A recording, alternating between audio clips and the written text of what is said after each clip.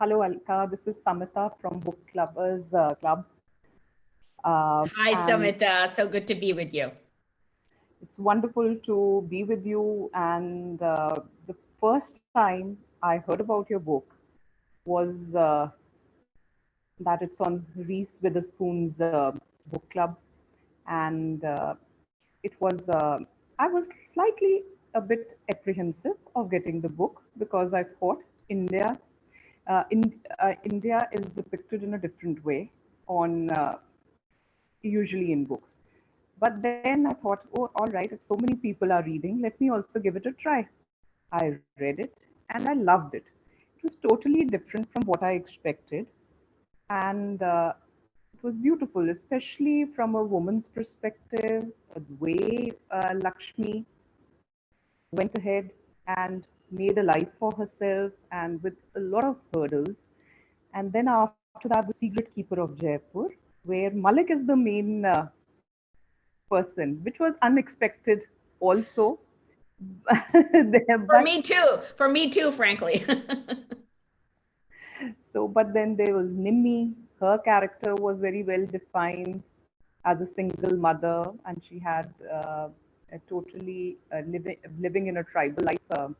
She looked for a better future for her children. So, how has your journey been writing henna artist to the secret keeper of Jaipur? What an interesting journey it has been. The henna artist started as a way for me to honor my mother, as a way for me to imagine a life for her where she got to choose all of the things that determined her destiny. She got to choose her partner in life. She got to determine what her career was going to be. She got to determine how she was going to navigate her future rather than having somebody else tell her how to do it. So it was very important for me to write The Henna Artist because I always sensed that my mother wanted a life that was different from the one that had been predestined for her by her parents. I think that she wanted to be far more independent. So in The Henna Artist, I really wanted to focus on Lakshmi and what her interior thoughts are as she goes about her day, as she deals with the women of the upper class, the middle class, and the lower socioeconomic classes. And I think I also, like you, Samita, I wanted to read a book about India that I had never read before. I wanted to read a book about India that talked about not only the things that maybe make us uncomfortable about our birth country, but also the things that bring us a lot of beauty and joy and color and vibrancy in our lives. I just had never read a book like that before. And I think when it came to The Secret Keeper of Jaipur, I wanted to continue that journey with these characters. And Malik had become so ingrained in my mind, and I was living with these characters all the time. Malik was constantly talking to me, and he just kept saying, "You've got to write my story, write my story." You've got all of these pages that in the 30 drafts of The Henna Artist, you had to cut. And much of that had to do with Malik. So I brought him back and then I started writing. I had written about 20, 30 pages. And my agent said, "Why don't you send those to me?" So I sent them over to Margaret. And then Margaret sent them to my publisher.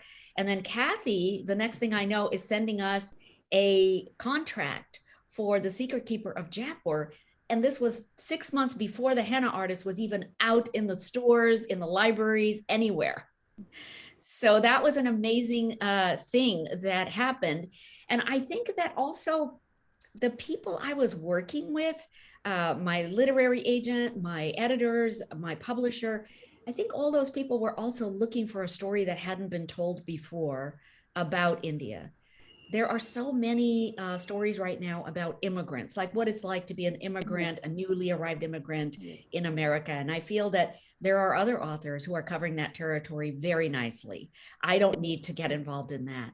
I really just wanted to tell a story about my mother and I think a life that she might have had, could have had, imagined she could have had.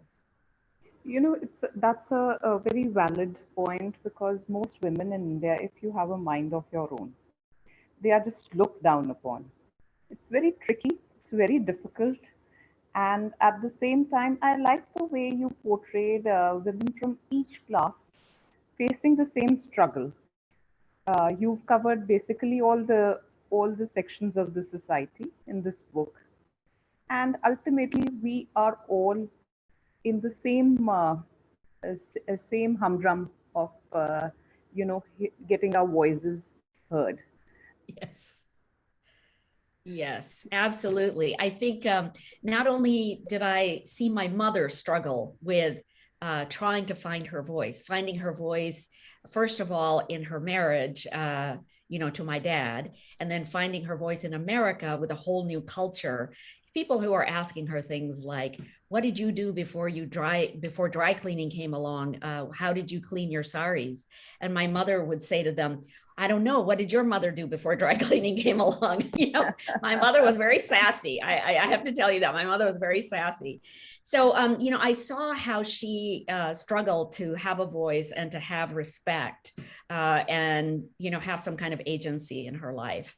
And then I also had to deal with the same thing when I went out into the corporate world. Once again, I really thought in the 80s we were here in the West. I thought we were beyond gender inequality. I don't know why I was naively thinking that now that we wore suits and went to meetings and we were women and well educated, that somehow the corporate world was going to embrace us with open arms and allow us all the opportunities that they were allowing the men next to us. That didn't happen. And so I think I was taken aback. I was like, oh, wait. So I am doing the same work as the man in the office next to me. I am working long hours, evening and nighttime. I am devoting, so much of my free time to this job that I don't get paid for. And yet this man is going to earn 20,000 more than I am. What world is in what world is that fair? And so I would go to my employers and I would say, I deserve to be making as much money as this guy, or I deserve a bonus because I just brought in a $5 million client. And the response was always, you are too ambitious for your own good. Now, I thought to myself, would they say that to a man who just brought in a $5 million client and stormed into the office and said, I think I deserve a bonus here? I just don't, men were not getting the same kind of response that a woman like me was getting going into, the white man's office and saying, hey, I think I deserve respect and I deserve to be paid what I think I'm worth. So it took me about 8 years, I think, of working like that in the corporate world before I realized I need to climb out of a box that was never made for me in the first place. I need to create my own box. And then I went off and formed my own agency. And once I did that, and once I formed my own ideas about whom I wanted to hire, I hired women. I hired women to be my writers, my art directors, my event planners, because women work so hard to prove that they can do it. And I paid them really well because I think they're worth it. And so I put my money where my mouth was. And I thought, if I deserve to be paid well for work I'm doing, then these women do too. So I think that gave me a lot of confidence. Starting my own agency gave me a lot of confidence. It gave me a lot of knowledge about how to work with clients, how to ask for what I felt I deserved. And very surprisingly, when people would say, yeah, okay, we'll pay you that, I would be like, wow, okay. So if I just make my own box and make my own rules, it works. Yeah. So I think that when it came to writing, I did the same thing, Samita. I decided I was going to write a book that would make me happy.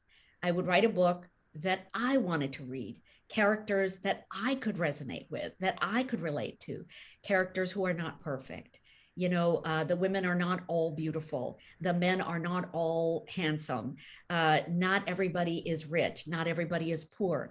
I just think that there are so many gray areas in our lives that get unexplored. And then also, I wanted to just write about ordinary people who are just trying to make it in life instead of the heroes, instead of the people winning a war, instead of, people accomplishing great things or starting companies. I just wanted to talk about, ordinary people living their lives at a time in India when the country is trying to find its identity. So that was really important for me. I don't think that the West even realizes or he has even taken the time to acknowledge the fact that here was a country that was under colonial rule for 200 years, but they managed, here are a whole nation of people who managed to uplift themselves from colonial rule, to rebuild their entire country, to determine for themselves how they wanted to educate their people and what industries they felt would be the industries of the future that they wanted to grow. I don't think the world takes any time to acknowledge how far India has come from 70 years ago.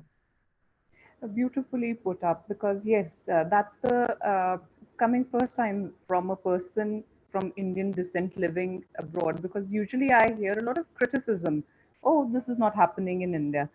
But the best part about your book was that it depicted that time, the 50s, so well. What we've been hearing from our grandparents, the way India struggled, the way each person tried to make a living for themselves. And Malik was such a good example. He got a chance. He he got a chance. He studied in Bishop Cotton, and he did well for himself, coming from where he was and from where he reached, and an intelligent boy. So, how did you how do you know about this 1950s living in the West, and so It is so easy for us South Asians to know about the 50s, 60s, and 70s because India makes so many movies every year. They make thousands of movies every year. And you can find so many movies in the 1950s and 60s that will show you how people are reacting to one another, how men are reacting to women, and vice versa, what's happening in the country. One of the movies that I saw was called Mr. and Mrs. 55, and it starred Madhubala and also, I think, Dilip Kumar. It was either Dilip Kumar or maybe Shashi Kapoor. I can't even remember now who it was, but Madhubala was so luminescent in this film. And the whole movie was about the 1955 legalization of divorce among Hindus. Can you believe that they made an entire movie out of that, but they've turned it into a rom-com of all things. And so it was charming. And I just thought, oh, okay, so this is how a modern woman in that time who is thinking about a divorce, this is how she's dealing, this is how she's dressed, this is how she's talking to her male cohorts, and so on. And then, of course, there are a ton of other movies too, like Satyajit Ray did a whole bunch of movies in the 60s that have to do with women empowering themselves. And I thought that was really important and key, and it really helped me combine some of the settings in my book. Then the other part of my research were the books that I read, Rabindranath Tagore, and all of those books by R.K. Narayan. And then these books by Ruth Prawer Jabvala. Now, she wasn't Indian, but she lived in India for 23 years with her architect husband, Mr. Jabvala. And she wrote so many books. She wrote tons of books that were just about regular people. She wrote a book called The Householder. She wrote a book called Shakespeare Walla, which was where I got the idea for the Shakespeare play that Parvati hires the Shakespeare troupe for her holiday party. So there were all kinds of ways in which I was getting all these ideas. And then there was a book by the Maharani Gayatri Devi of Jaipur, and it was called A Princess Remembers. Now that book informed me a lot about what palace life was like, what it was like, what the settings were like. And then all of these interesting things like, the Maharajas who believed their astrologers when they said that their natural born sons would try to dethrone them. And so these Maharajas would take their own son off the throne and hire, and adopt a child from another warrior class family and, put them on the throne instead as the crown prince. So I learned little details like that I knew I had to put into the book. And then the last thing that I did was I interviewed lots of people. So, of course, my parents were born in the 30s before independence. They lived through independence. And then, of course, were alive after independence. I interviewed my aunts and uncles. I interviewed shopkeepers in the Pink City Bazaar. I interviewed school teachers. And of course, I interviewed the principals of the MGD school, which became my model for the Maharani School in the henna artist. Yes, So I could see that. yeah, there was a wealth of resources for me to rely upon. It was wonderful. And then, of course, there is the fact that my father, who is now 89 years old, he speaks in proverbs. So I stole all of his proverbs and put them in the book because they're so charming. And then, of course, there's the cooking that my mom used to do and the kind of home remedies that are still practiced today in India. Like, if you have a little indigestion, you chew some fennel seeds. My father still drinks his haldi with some milk every night, with some warm milk every night. And it really helps his joints and aches and all of that. So I think that, there was so much that's already embedded in me and my DNA that really will never leave me, regardless of how many years I've spent in the West. Wonderful. And the Secret Keeper of Jaipur. Uh, what do you have to say about it? You brought together all the characters back. The new character was Nimmi, Yes. Jay. Then there was Sameer Singh, his son, Yeah. Parvati Singh, Yes. and we had a lot of other people. So it was a nice journey of Malik transcending upon different places. But at the end of it, he says, "I am not this. I don't want to get into this kind of a life as an architect." So there was probably what drew him closer to Nimi was that they were undergoing the same kind of circumstances somehow. Would you like to elaborate on that? Yeah, I think that having come to the United States at the age of 9, there is a part of me that never feels completely American. And then when I go back to India, there's a part of me that never feels completely Indian. And I think that both Malik and Nimmi are going through uh, that that feeling of being different, that feeling of being the other, because neither one of them really belong to the communities they live in. Nimmi has left her nomadic tribe to settle in Shimla. She dresses differently. She has different ideas about food she eats and medicines that she uses for her people. And she is illiterate because most of the nomads who travel up and down the mountains still to this day don't have a school that they can stay in for the rest of the year, for the entire year. So they don't get schooling. And so she is not like all of the other people of Shimla, but she has decided to settle there, and she will always be sort of stared at. She will always be pointed out as a different person. Same thing with Malik.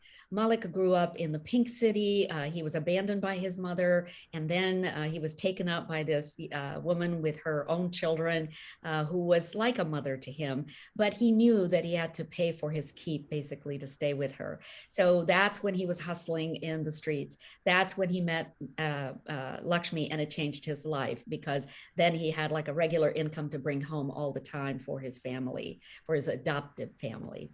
And so he's Muslim, and he is around all of these Hindus working in these places. Lakshmi is Hindu. She's dealing with a lot of Hindus, but she also deals with Nawabs. She deals with, all kinds of different folks, of different castes, of different classes, of different religions. And so I think Malik never quite feels as if he belongs to any one group. He is seamlessly able to, navigate his way throughout a lot of different kind of communities, but he doesn't belong to any one of them. So I think that's where he and Nimmi find sort of common ground, because they're not like everybody else. They are their own people. They have learned how to have their own moral compass, their own moral center about life. Coming to Malik's adopted parents, especially the adopted mother, that was very touching. It was quite touching. She was in an abusive relationship. and Malik always, you know, thought of looking after her, even though he went away to Shimla. So Mhm. how did this? How, because Malik had Lakshmi also while writing the book. How was the other side of his family brought in? Um, I think that he was partially attracted to Lakshmi, just, even as a child, watching her. She's always dressed properly. She's always looks like she has a place to go. She has a goal to meet. That's how Lakshmi presents herself. She's busy and her mind is constantly going about what she needs to do next and whom she needs to talk to and how she might be able to make more money to pay for this house that she's building. And I think he sees something in her that he doesn't see in the women around him, whom he has been raised around and raised with. He sees a woman who is willing to take charge of her destiny. So I think that that is partly why he is attracted to her, wants to work with her and learn from her. And I also think, Samita, that that's why he's attracted to Nimmi. Because if you think about it, Nimmi is like a very young but illiterate Lakshmi. She has decided to leave her tribe in the same way that Lakshmi left her husband all those years ago. Yeah. And also, uh, Nimmi is very strong. She does not feel that she is less than Malik or Lakshmi or Dr. Kumar just because she doesn't know how to read and write. She knows lots of other things that are valuable in life, and so she never succumbs to a feeling of inferiority. So I think that is another reason why Malik is attracted to her. I think she's just like a younger Lakshmi, and I think forevermore he will always be wanting to be with women of the opposite sex um, who have a lot of the Jewish people say chutzpah, have a lot of spirit, have a lot of balls, basically. So that's an interesting thing. Coming, like, you've seen Malik totally modern in his thinking. Basically, he wants a partner who's an equal to him. But contrary to what are seen here in India, even today. So that's what you like Malik because of that while reading the book. And I think this is what made the Maharani also appreciate Malik. She gave away her parrot to Malik. So, Yes. and she Yes. remembered him till the end of the book, and it was wonderful. I mean, I really liked it. I mean, the Maharani was such a wise woman.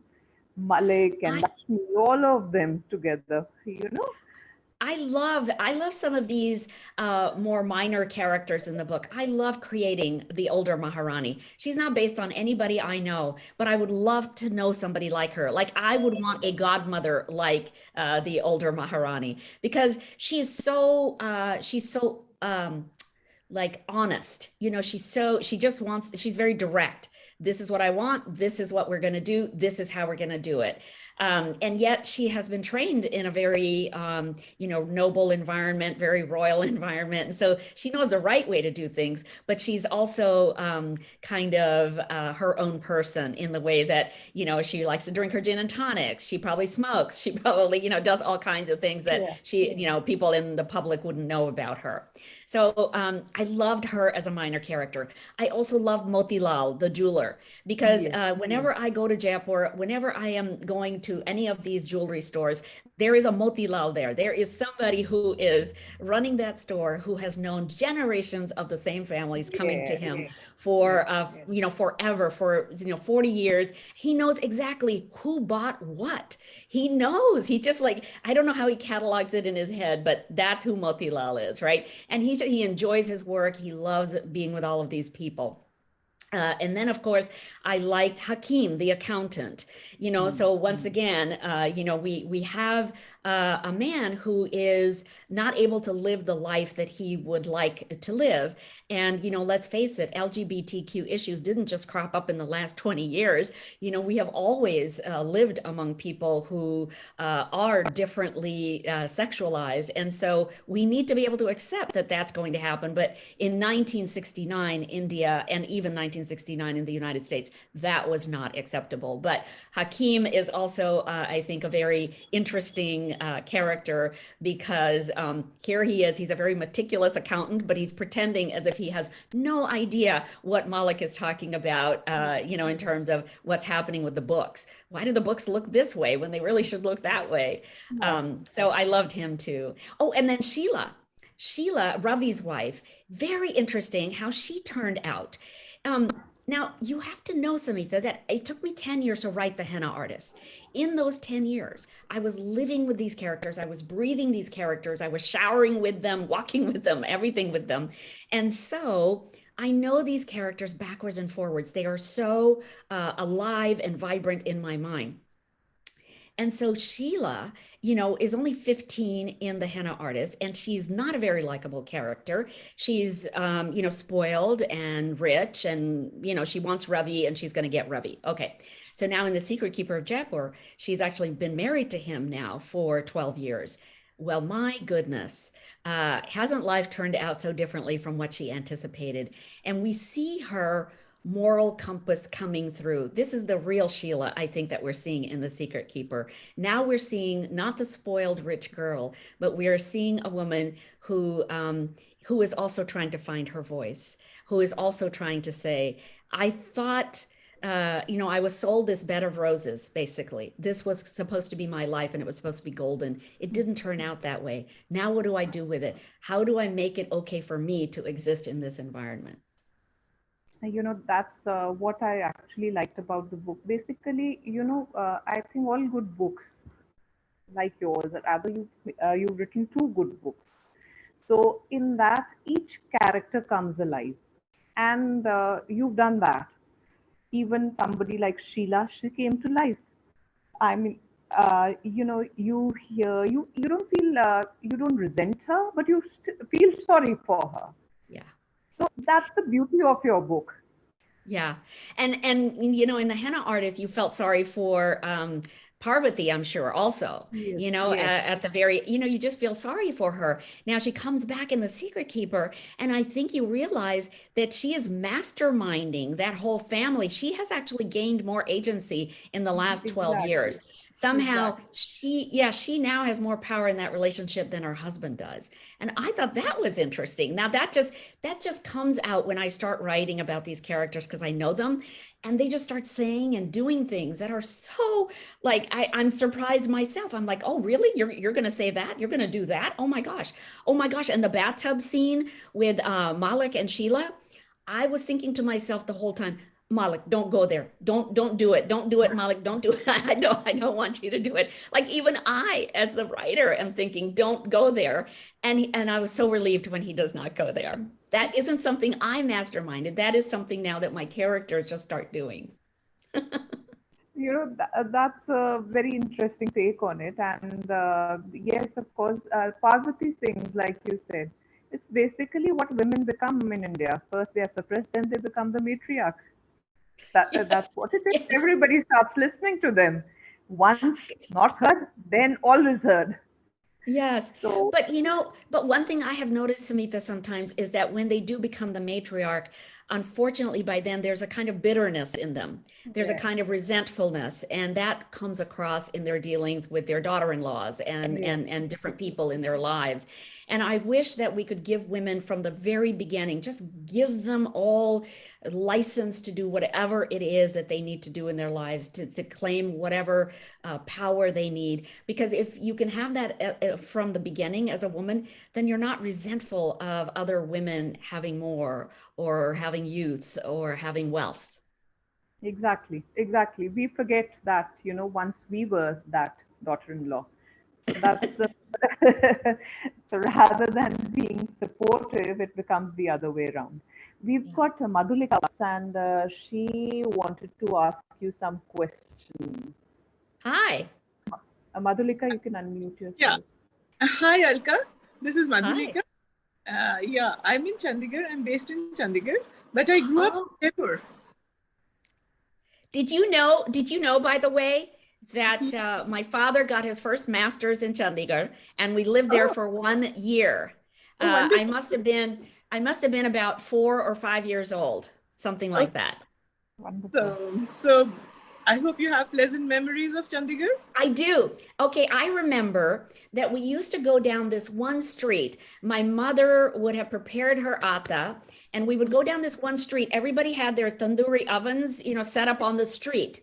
And then she would pick a vendor, and then she would give them the atta, and they would make fresh chapatis and naan. And oh my God, it was so delicious. I also remember that the milk in Chandigarh was just a little sweet. It was so good. It was sweet, unlike the milk in Jaipur. And I don't know if it was because, the grass was sweeter.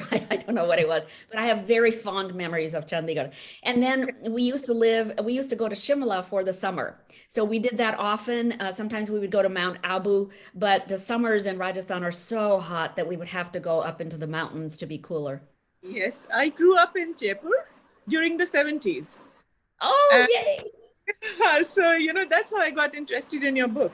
And I studied in MGD for 12 years, all the 12 years.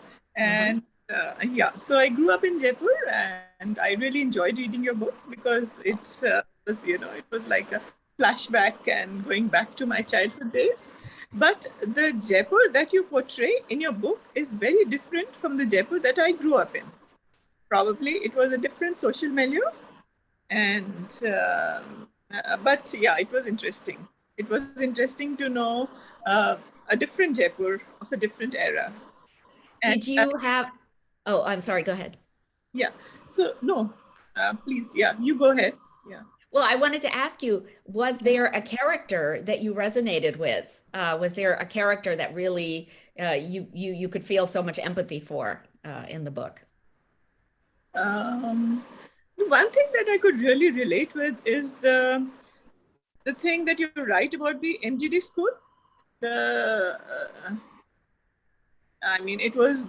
It was like the way you've written that MGD school was the affluent, the class distinction, and felt different.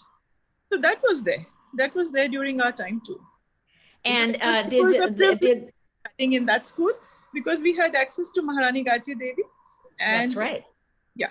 So we got in touch with her. She was a very very important part of our growing up years. Right. So you were really influenced by her persona, her thought, and her attitude towards life. And did you base the character of Latika on Maharani Gayatri Devi? I wanted to ask you that.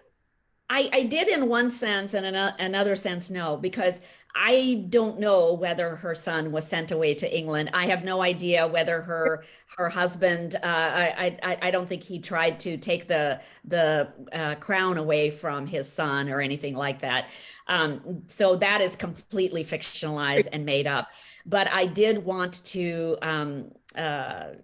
portray the Maharani in the sense that Latika wants to start this school as a way of bringing the women of Jaipur up to date.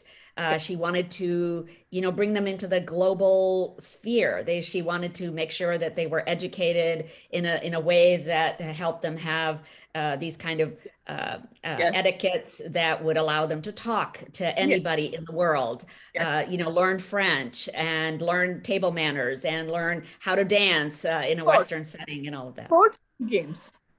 She was, sports. Yeah. Sports games and extracurricular activities. She would join us in our dance practices also. She would come and oversee the sports practices and dance practices.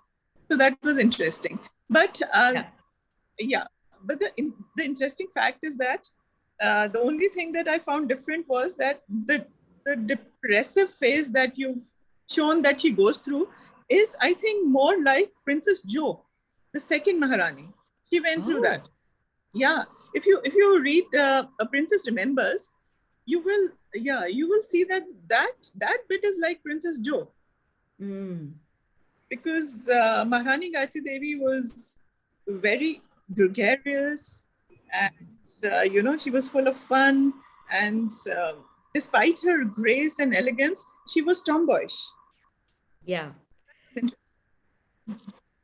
this is the joy of writing fiction, is that you can base a character, you start with one character, but then you can imbue them with all these different traits that turn them into a whole different person altogether. Yeah. So yes, because it was an amalgamation of her thought, Alka's thought, into the book, which Yeah. made Maharani Latika, which was wonderful. yeah, and Latika was my mother's middle name, so that's why I use Latika. Oh. That's nice. Yeah. Anything else, Madhulika? You would like to? Yeah, another thing that this character of Lakshmi, did you know of anyone like this in real life? No, I didn't. And, when I was telling my mother that I was writing this book for her in the first place, when I was writing The Henna Artist, she said, well, that's all well and good, honey, but, we're Brahmin, and I would never have been allowed to become a henna artist as a Brahmin. That would have been another caste that would have been doing that.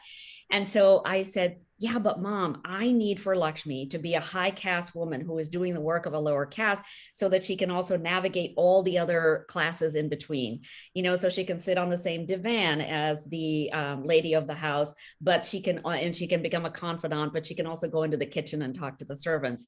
And so my mother said, oh, okay, now that makes sense, because in reality, I remember when we had henna artists come to the house, they would be sitting on the floor, and Mom would be sitting, on a chair or a divan or something like that. And Mom was telling the cook what to make for dinner. She was telling, she was telling us how to do our homework. And so she was not paying any attention to the henna artist herself. She wasn't actually talking to the henna artist the way that Lakshmi's clients are talking to her. So I took a lot of creative license in creating the character of Lakshmi and giving her that kind of profession. And then the other thing Mom told me is that in 1955, when my mom and dad were married, my mom's henna was very crude, because she said it was the paste was just applied with a finger. So if you're going to apply it with a finger, it can't be intricate the way that Lakshmi's henna is so intricate. Mom said, they would do the fingernails, and they would maybe put a couple of dots going down this way, maybe like a big circle here and a circle here or something, and that was it. And so she said, but you've got Lakshmi doing this very elaborate henna. How is that happening? I said, Mom, remember that thing I said about creative license? That's what I get to do. But now they have those cones, now they have all those elaborate things like the cones with the different sizes and everything that women can use to create all kinds of beautiful henna. Yes. And rather young girls, they go for hobby classes to learn henna these days. So that's another thing which has come out. Yeah. Well, in 2019, when I went back to India, in Jaipur, there was a school, and I'm having a hard time remembering the name of it. It was a middle school, and they wanted me to go downstairs around the back of the school and check out this other little school they had. And that school was about village girls. So they were busing in village girls, and they were teaching them the art of henna. They were teaching them how to embroider. They were teaching them their books and letters.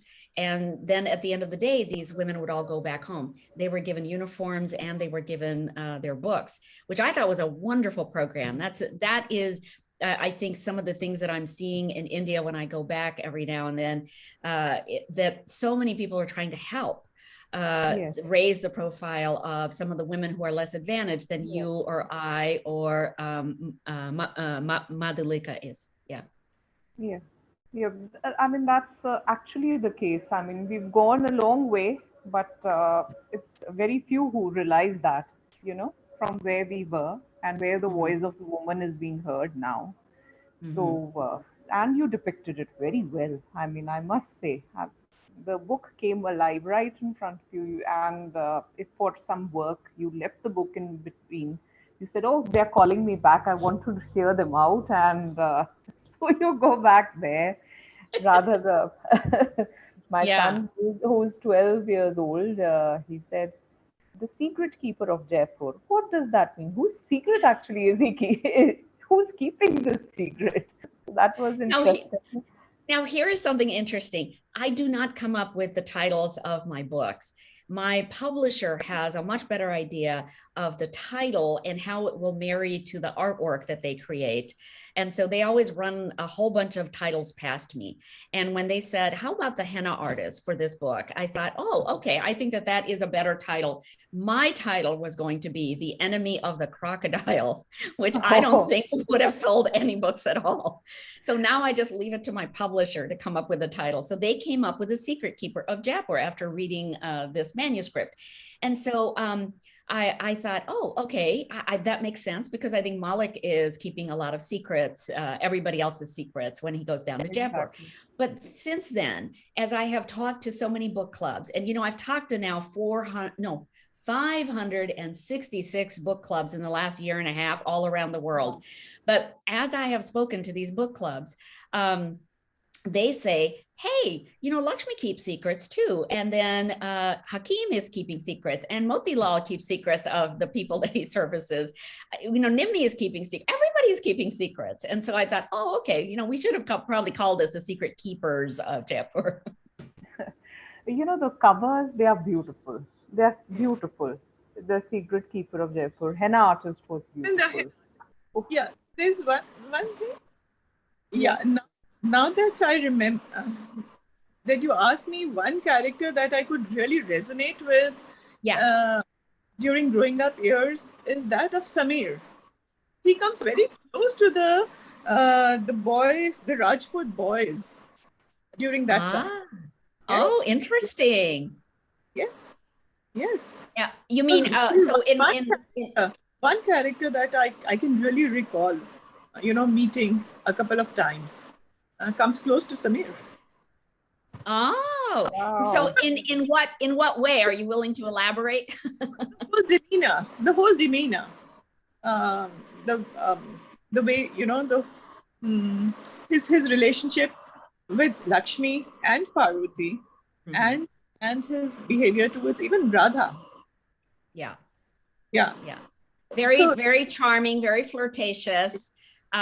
Doesn't always have the intention of following through, but still. Yeah. Yes. That's one character that really, you know, I can really, you know, see that, yes, I could have met someone like that. I have got news for you. Those boys are everywhere, all over the world. Yes. I was about to say all the Kakajis of Punjab are like that. Yes. I know, you know, all these men, they walk around, they strut like peacocks, and it's like they are God's gift to the world, right? Exactly. That's a wonderful way of putting. And it's so interesting, an author from India. We're talking, I mean, it's Alka, it's been like as if, you know, I'm talking, I know you because of your book. So, you've been so receptive, you know. I mean, I've never met an author before who's been so down to earth and receptive and willing to talk about everything. So it's wonderful. It's a wonderful connect we had. I think that all authors are readers, right? And so we start out life and we were always reading. And I read a lot, I think, after we came to America, because I was so shy and I was so different from everybody else. And I think I just retreated into my shyness. So I read a lot. I read everything that was put in front of me. And I think that that's really helped me a lot in terms of just internalizing how characters get developed over time, and why we resonate with certain characters and not resonate with others. And, you know, now you can't shut me up. But I remember a time when I was so scared to talk to people that I would, my heart would palpitate so hard that I couldn't get any words out. And I would like almost be having a panic attack. And then I think what happened is I joined a couple of clubs that my older brother kind of forced me to join when I was in high school. And I always was a good student, but then I sort of gained some confidence and then went off to college all the way out to California, and then gained more confidence that way. So now I'm very practiced at talking to a lot of people, because in advertising, you have to constantly be making presentations to your clients. And so I love doing this now. And I thought, if back then when I was a kid, if I could have had authors talk to me about why they did what they did, it would have been so wonderful. It would have been so amazing. But I always wrote to authors and they never wrote me back. And I thought, if I ever become an author, I'm going to write back to people. And I write back to every email, every voicemail message, every DM, direct message, every messenger from Facebook. I write to everybody. Yeah. That's the best part about you, because the first time I wrote about you was on Instagram, and I got a wonderful reply, and I was so excited. I shared it on my book club, and then then last year, two of other members, they had written, and they said, "Oh, even we received."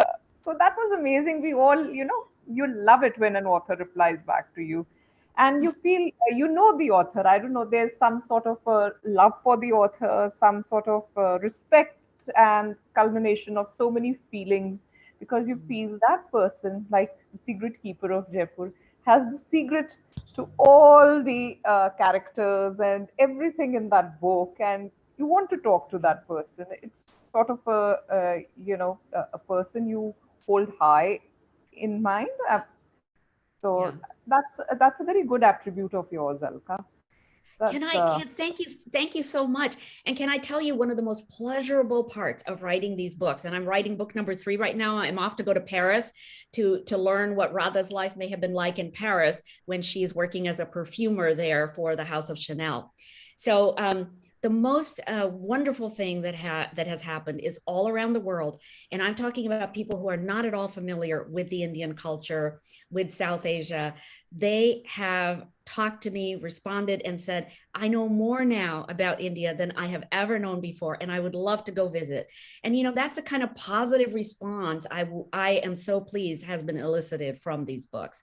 I always wanted people to talk about Jaipur, to talk about Rajasthan, to talk about Agra, to talk about Chandigarh, all these places. I want them to talk about them the way they talk about Paris. Because we have so much beauty and so much architecture and so much craft to share with the world. I still think that Indians are probably the most resilient, talented, interesting people, very intelligent in this world. I cannot say that. They are. I cannot say that in my Western book clubs, by the way. But they are. They've lived through so much. I mean, so much has happened in these thousands of years, and here still we are here holding. Exactly. Yeah. It's the last word from you. Madhulika wanted to ask a question, and after that, last word from Alka. Yeah, Alka. So when you write about these characters, do the personalities develop during you write, or they're already there in your mind? The personalities develop as I write. So a lot of that is what I spent 10 years doing in the henna artist. As I kept writing draft after draft and going deeper into every character and asking in every scene, what do you want from this scene? Why do you want this thing? What is this other person in this scene going to give you that you are looking for? So I would ask those kind of questions. And it takes a lot of time with your narrative to get to the point where all of a sudden now, then your character starts revealing themselves and you don't have to think about it anymore. So for the Secret Keeper of Jaipur, I didn't even have to think so much about who these characters were. They would just reveal themselves to me. But the plot is there. The plot is there. And then the characters develop as you write. No. For me, it starts with a scene. Okay. It starts very visually with a scene, and the scene has sound and color and fragrances and everything. And I see what people are wearing. I see the colors. I see the patterns on the walls, all of that. And then I ask myself questions about what these people are doing in this scene. Why are they there? What is it that they want from this scene? And that will lead to research. So my first scene for The Secret Keeper of Jaipur was at the Shimla Mall, and Malik and Lakshmi are coming down to look at Nimmi's wares. Lakshmi has never seen her before, and she's very curious about what this nomadic woman has brought with her flora from the upper elevations. And then she sees that Malik is interested in Nimni and that they have some kind of a chemistry. And I see in this scene that Lakshmi's not happy about it. So now I have this whole playground where I have to start investigating who these people are and what they're doing. My first set of research took me into Nimni's character, and I started looking at what these nomads are doing, going up and down the mountains all the time. I researched all about their lives, how long they stay in any one area, what their lives are like today. How do they heal themselves when they're sick? How do they heal their animals when they're sick? I started watching sheep shearing videos, sheep herding videos. I did all of that research. And then as I went into that research, I understood more and more what Nimmi's life is about. And it led to another scene with Nimmi and her brother. And then I thought, no, I need to bring Lakshmi into this scene. So that led to Lakshmi getting on a horse and going over to meet Nimmi and her brother. So everything leads to the actual plot. And it takes me, yeah, and the plot just builds and the characters start building with the plot. Okay. And how did it start with henna artist? So in the henna artist, the first scene that came to me was Parvati and Lakshmi at Parvati's house. And Lakshmi is painting the fig and the wasp on Lakshmi's feet, on Parvati's feet. And I know that Lakshmi wants something in this scene and Parvati wants something in this scene. So now I have to ask, okay, what is this woman doing the work of a henna artist when she's a Brahmin? How did she get here? And that led me back to, okay, she escaped this village.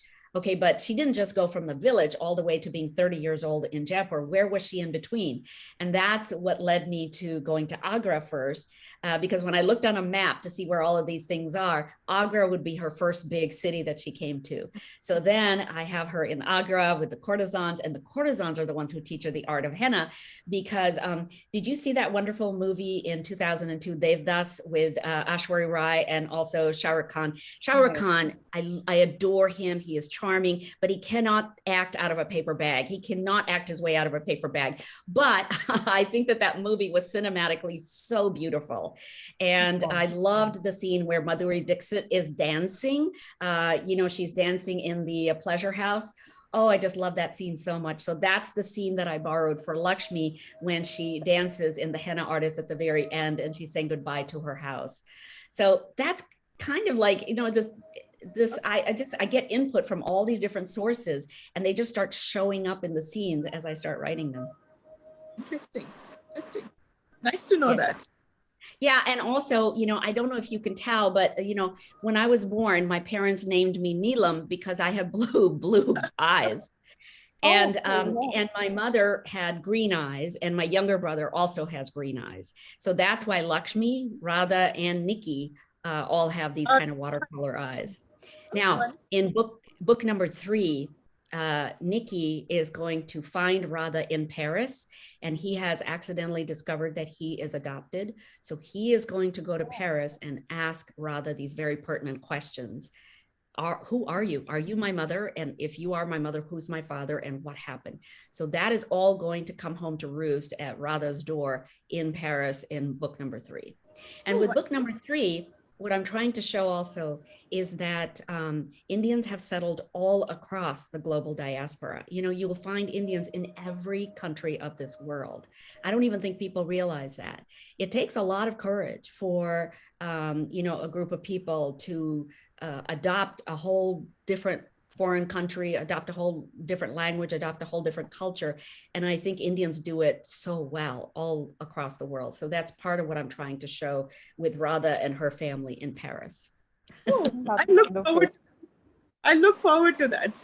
Yeah. We all are now. Can't wait for it. And now the limited series is doing very well in terms of pre-production. So by 2023, we should be filming the Henna Artist limited series on streaming for streaming. Yes, so that's going to be really fun. Yes. Yes. That's going to be wonderful. I mean, see the characters come live on the Is Peter acting in it? I just read about that on the net. Yeah. Oh, I think it's just going to be gorgeous. They're putting a lot of money into it. They're making it really lush and gorgeous. And I think after that, people are just going to say, I have to go to India now. I just have to go. Yeah.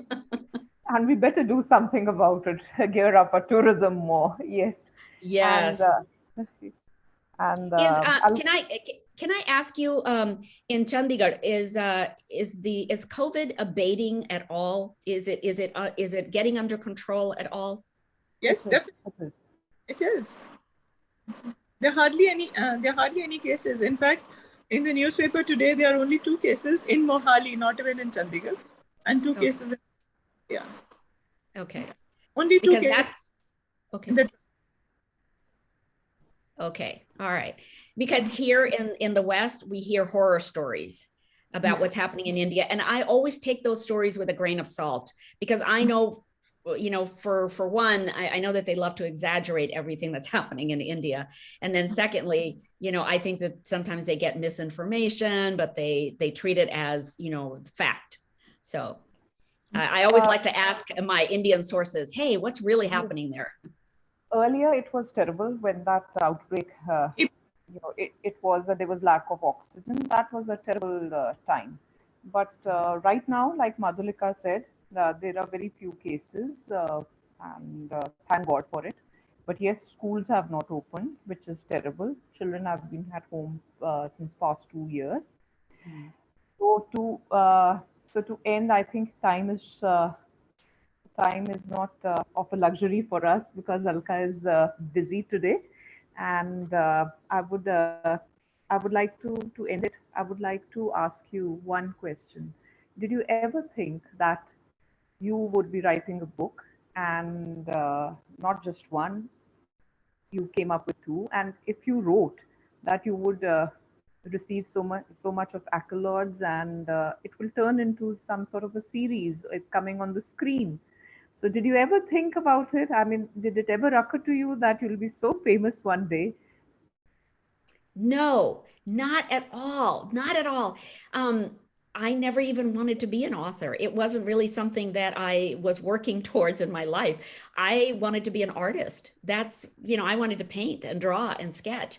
And now I am actually in the process of turning the henna artist into a graphic novel because there are so many people who don't read, but who are visual learners. So I would like to go back to my first love, which is drawing. So, no, it has come as a complete surprise to me. And it came as a surprise to me that I would learn to love writing so much and these characters so much that I would write a second book and now a third book and now a TV series. That's been an incredible thing that has happened. And I am just so delighted that I get to honor my mother's memory in this way. Isn't that amazing? That, When she died in 2012, I thought that the person who loved me most in this world had now left me. I thought, oh no, she's gone. And I realized that she's with me all the time. Don't you feel like that about anybody who has passed in your life who was meaningful to you? They're always with you. They're always in your memories. They're always in your thoughts. So absolutely. you're writing about Jaipur. Is it in any way honoring your mom's memories? Yeah, yeah. So, when we lived in India, we were all born in Jodhpur, but we also lived in Jaipur, Bikaner, Banswara, and Chandigarh. So those are the Oh, 5 places that we lived before I was even 9 years old, because dad was always being put on different projects. He was always building a road or a dam or a bridge or building or something. And so he was being moved from city to city, and he was really high up in the state of Rajasthan, the engineering corps. So, yeah, so we were constantly moving around, and I remember Jaipur very well. And it's also the place where most of our extended family still lives today. So whenever we go back, we're always visiting them. Before so I go, can I take a screenshot of the three of us smiling? uh, yes, of course. All right, one, two, ek, do, teen. Yay, got Thank it. you. Thank you. It was wonderful having a conversation with Alka Joshi. And I'm glad she wrote these books. Like she said, I never thought I'll be a writer because It's one of my favorite books. Oh. Yeah. Thank you so much. Thank you, Samita. And thank you, Madhulika, for also joining us. This has been very pleasurable for me. And I hope you guys have a great day. Yes. Thank Thank you. you. Thank you, Alka. Bye. Have a great day. Thank you.